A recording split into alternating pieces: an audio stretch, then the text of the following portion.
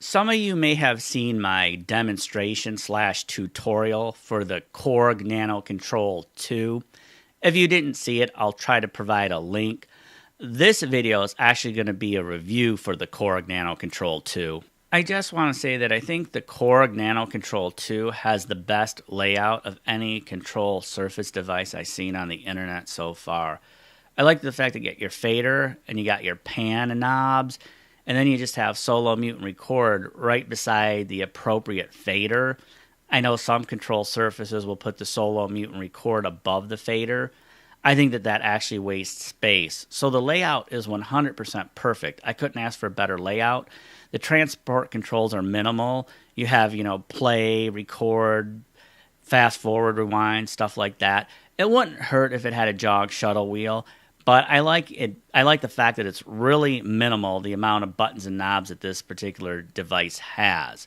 I didn't want to have a device that had 25, 35 assignable buttons or knobs or gadgets for it. I wanted something that was just kind of, you're going to plug it in, play, and it'll work like an old analog, mixing board for the most part. And that's what the Korg nanoKontrol 2 is. It doesn't have the motorized faders, and I don't want motorized faders. That's just something else that can break on the unit. I do have some negative comments for this particular product. When I ordered it online, I expected the unit to be about the size of a regular computer keyboard. As you can tell, it's actually a lot smaller. The faders or sliders, whichever you want to call them, are probably only about 30 millimeters. They're actually almost too small. I'm not going to say they're too small. They do work, but having 60 millimeter faders would have been a lot better than 30 millimeter faders. Another criticism for this particular product is that the LED or light emitting diode is red only. They don't have the yellow, red, and green color scheme that you'll see in most audio and video editing software programs. So no matter if you hit solo, mute, or record, they're all going to highlight in red, as you can see in the photo. This unit sells for $60 US. It actually is a good deal for the price, although it could be a little bit better. I would like to think Korg could make a control surface with 16 channel / tracks with a 60 millimeter faders for right around $225. I would like to think they could make the 100 millimeter version for right around $380.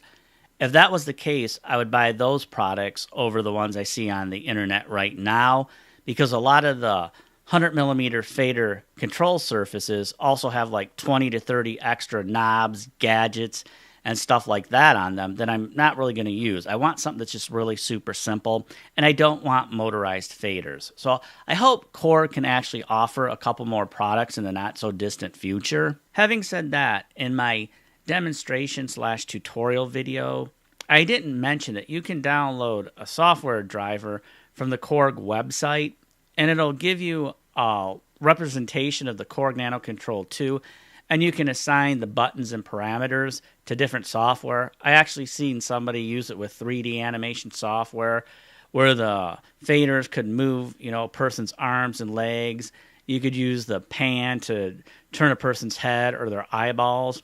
It was pretty cool. I seen somebody actually use it with Photoshop, and they could actually change the saturation, the brightness, the hue, stuff like that, which was kind of cool. Usually when we think about color correction, we think of Premiere Pro and the tangent ripple. The tangent ripple seems to work really well with a 3-way color corrector, especially the wheels. When we talk about control surfaces, we're actually looking for a way to avoid using a mouse click after mouse click after mouse click. If you can save yourself 20 mouse clicks within a minute, by the end of the day, you might save yourself a good 20 minutes in time as opposed to not having a control surface. I've noticed they've got modular control surface devices out where you can actually have the pan knob, you can have a fader, you can have like buttons that you could assign for solo, mute, record. They also have like LCD screens, and you can connect them together almost like Legos. If you're thinking about getting the Korg nanoKontrol 2 or any control surface, you might want to watch my demonstration / tutorial video. It'll give you an idea of what to expect, and the compatibility between the Korg nanoKontrol 2 and your particular software. I would like to think that the Korg nanoKontrol 2 is a pretty simple device overall to use. Once you get it connected, the solo, the mute, record, the pan, the faders all work 100%.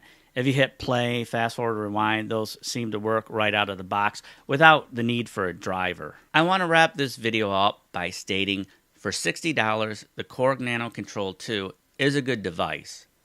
I would just like to see them implement yellow, red, and green LEDs. They wouldn't have to raise the price by just using different colored LEDs. Having said that, I also wish they could make a 60mm fader version of this product and a 100mm fader version of this product. If they could have 16 channels, or 16 tracks as some people call them, that would be great as well.